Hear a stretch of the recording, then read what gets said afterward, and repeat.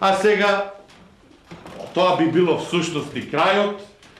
Пред да се разделиме, ја би сакал само малку едни така неформални разговори околу тоа кој како си е свачи, кој како си е замишта својата будуćност.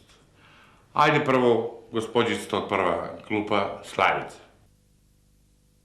Не знам, татко ме запишал у некоја школа у Лондон. Ете, видите, младата господица Славица по самиот нејзин изглед се гледа од она веома лепо следи модата, а сега идеме у последна клупа на младата господица Ѓурџица. Па, не знам стварно. Најверојатно архитектура, али ќе видам. Ќе размислам, имам уште малце време, па така. Многу паметно во секој случај, покрај тоа што во денешно време работа за архитекти, нали, тешко се навоѓа.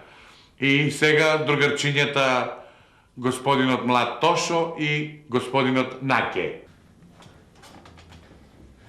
Ние, наставнику, ќе се занимаваме со бизнис у нашата земја и ќе отвориме јавна куќа.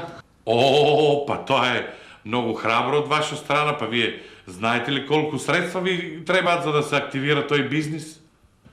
Немаме средства некои за почеток, ќе почнеме сами. Ќе работиме само ние двајца, па после ќе почнеме и да се шириме.